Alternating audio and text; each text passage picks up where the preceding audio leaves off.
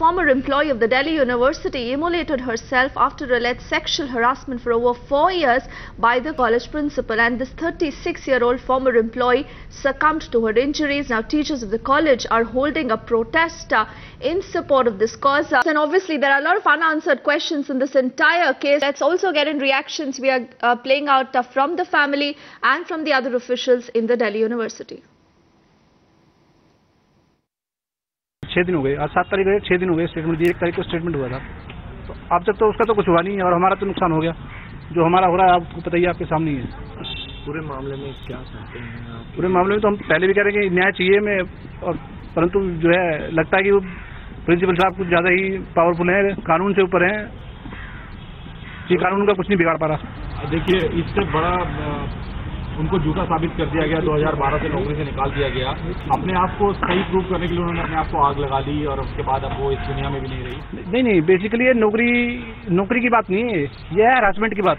बार बार जो है सब घुमा के नौकरी के ऊपर लाते कि नौकरी की क्या नौकरी थी, ये हरासमेंट की है। ये तो केस नौकरी का तो होता ही नहीं, नौकरी के लिए कोई बड़ी नौकरी नहीं थी कि भी उसके बिना आदमी का गुजारा नहीं है। मैं भी गवर्नमेंट जॉब कर रहा हूँ। ये कितने टाइम से परेशान कर रहा था जी? क्या था स्टेटमेंट में दिया हुआ है, वो 3 साल के करीब है। With us are the family members of Pavitra, her brother Sanjeev. Sanjeev, आप काफ़ी दिन से ये कह रहे हैं कि इसमें पुलिस कोई कार्रवाई नहीं कर रही इस केस में। 30 तारीख को आपकी सिस्टर ने सेल्फ इम्युलेट किया था और आज उनकी डेथ हो गई। इस बीच में 6 दिन में पुलिस ने कोई कार्रवाई की, कुछ भी किया इसमें? ये पिछले 30 तारीख को जो इंसिडेंट हुआ था उसमें उसके बाद में आज तक दिल्ली सरकार का जैसे एजुकेशन मिनिस्टर को या किसी प्रशासन या किसी मंत्री को इनकी हालात जानने के लिए भी आना चाहिए था। सीएम ऑफिस के सामने की सब ये घटना है।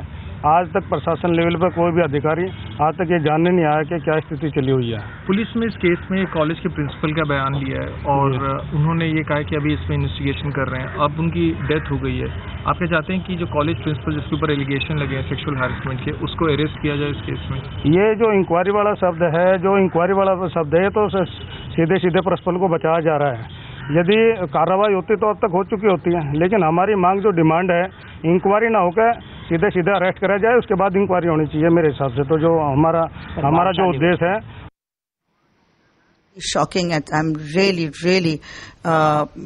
horrified by the entire episode. I came to know about it recently, but I believe that she had been running from pillar to post for justice, and that the college complaints committee is not properly constituted. The members have not been elected, and in such a case, when a complaint is against the principal must be asked to step down from office. Otherwise, you just cannot have a fair inquiry. The witnesses will be intimidated and so on. So whether it is a college complaints committee inquiring or the Apex committee inquiring, the principal should be asked to step down. If they've entertained the plea, then they must ask the principal to go on leave until the inquiry is completed.